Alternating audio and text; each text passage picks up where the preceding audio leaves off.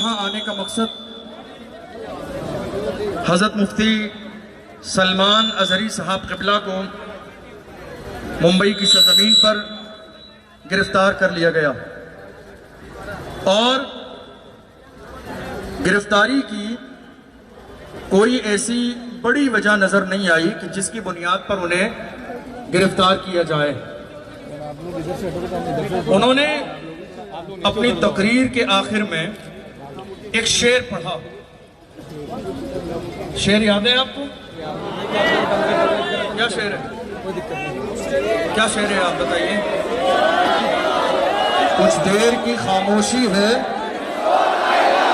کچھ دیر کی خاموشی ہے، کچھ دیر کی خاموشی ہے، آج کل ہمارا، کل ہمارا، کل ہمارا، یہ شعر مفتی صاحب نے پڑھا۔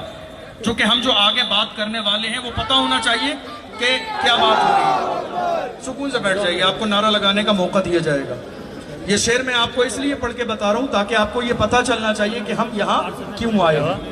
مفتی صاحب قبلہ نے گجرات کے شہر جوناگڑھ میں یہ شعر پڑھا، اس کے بعد وہاں ان کے خلاف FIR درج کرائی گئی اور ممبئی سے مفتی صاحب قبلہ کو اچانک سے گھر جا کر گرفتار کیا گیا۔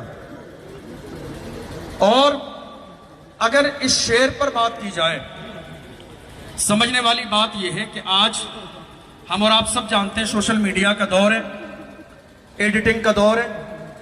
چند سیکنڈ کا کوئی جملہ سن کر عام انسان تو اپنی رائے قائم کر سکتا ہے، لیکن کیا سسٹم کو ایک مختصر جملہ سن کر رائے قائم کر دینی چاہیے؟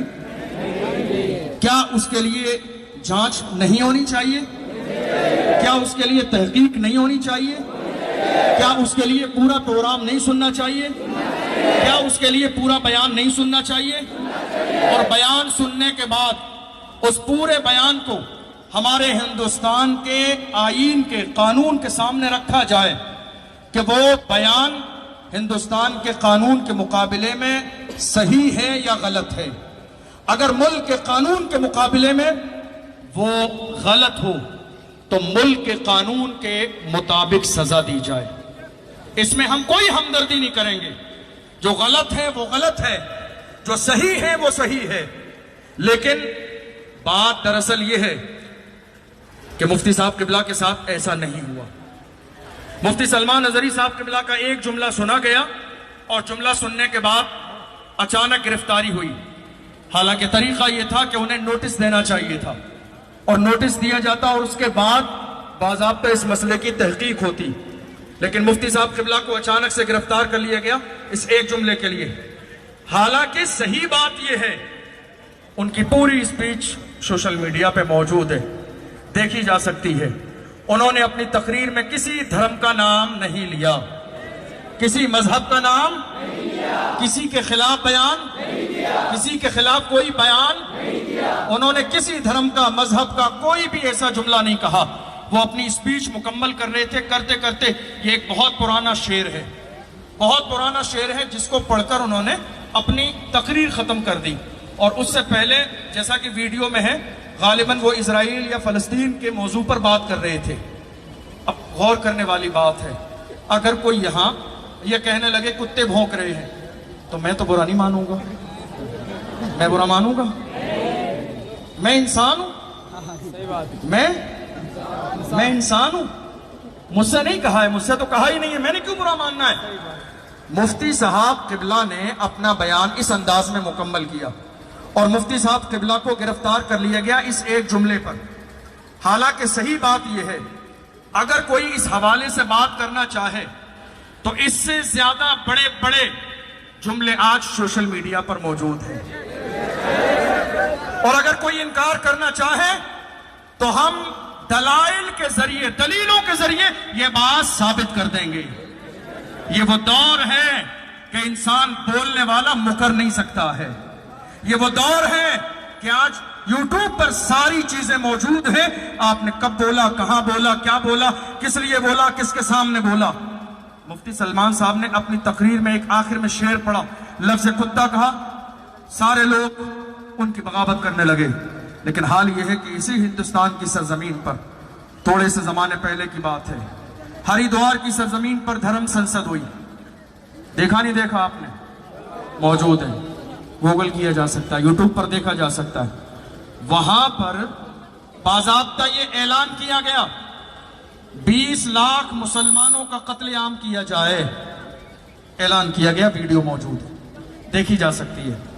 اسی دھرم سنسد میں یہ بھی اعلان کیا گیا کہ اگر آپ کو سلامت رہنا ہے یا تو مرو یا مارو. اسی دھرم سنسد میں یہ بھی اعلان کیا گیا کہ اگر تمہیں ہندوستان کی سرزمین پر سلامت رہنا ہے تو تمہیں ہاتھوں میں ہتھیار اٹھانے پڑیں گے. ذرا جملے کو ایک دوسرے کے سامنے رکھ کر غور کیجئے، ذرا غور کیجئے. یہاں تک کہا گیا کہ جس طرح میانمار میں صفائی ابھیان چلایا گیا، مسلمانوں کو مارا گیا، کاٹا گیا، نکالا گیا، اسی طریقے سے ہندوستان کی سرزمین پر صفائی ابھیان چلانا چاہیے اور مسلمانوں کو مار مار کر باہر نکال دینا چاہیے تاکہ ہندوستان باضابطہ مسلمانوں سے پاک اور صاف ہو جائے.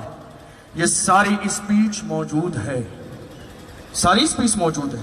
مفتی صاحب قبلہ، مفتی سلمان اظہری صاحب کا اگر بیان آپ دیکھیں، لاک ڈاؤن کے زمانے میں ڈاسنا مندر کے مہنت یتی نرسنگا نند سرسوتی نے ہمارے نبی صلی اللہ علیہ وسلم کی شان میں گستاخی کی. اور جب ہمارے نبی کی شان میں گستاخی کی، اس وقت میں مفتی صاحب سلمان اظہری صاحب نے جواب دیا، اور یہ جواب کا سلسلہ کافی لمبے زمانے تک چلتا رہا. میں آپ سے کہنا چاہتا ہوں اس زمانے کی ساری ویڈیوز موجود ہیں، سلمان اظہری صاحب کی بھی اور نرسنگانند سرسوتی کی بھی. دونوں کی ویڈیو کو سامنے رکھیں. مفتی سلمان اظہری صاحب لگاتار یہ کہتے رہے، سامنے آئیے، بیٹھ کر بات کیجئے، مقابلہ ہوگا، مباہلہ ہوگا، ہم اگنی پریکشا دیں گے. یہ باتیں چلتی رہی. لیکن دوسری طرف سے لگاتار ہمارے نبی کی شان میں گستاخی کی گئی. ہمارے نبی اور نبی کے صحابہ کو لٹیروں کی جماعت کہا گیا. قرآن کے بارے میں کہا گیا قرآن گالیوں سے بھرا ہوا ہے، معاذ اللہ. ایسے ہزاروں لاکھوں جملے ہیں جو کہے گئے، اور اس کے باوجود حالت یہ ہے. کس کی گرفتاری ہوئی؟ کون آج جیل میں ہے؟ کس کو پریشان کیا گیا؟ کسے ستایا گیا؟ آج دیکھ لو میڈیا کا حال یہ ہے. میں سب کے لیے نہیں کہہ رہا ہوں، جو اچھے ہیں، جو ایماندار ہیں، وہ لائق احترام ہیں. ورنہ بہت سارے لوگوں نے دنیا کے سامنے صرف نام کمانے کے لیے، ذرا آپ یوٹیوب اٹھا کر دیکھو کتنے چینل ایسے ہیں جنہوں نے مفتی صاحب کے لیے کیا کہا؟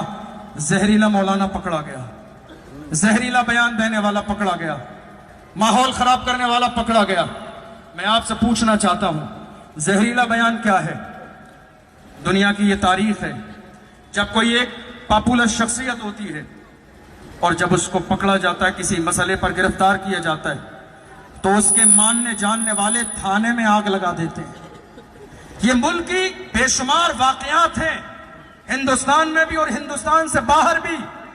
یہ اپنی محبت کا انداز ہے. میں مفتی صاحب کے بارے میں خبر دے رہا ہوں آپ کو، ایسا بہت ساری مثالیں ہیں. مفتی صاحب جس دن گرفتار کیے گئے، جیسے ہی سلمان اظہری صاحب کو گرفتار کیا گیا، لے جایا گیا تھانے میں، ان سے محبت رکھنے والے لوگوں کا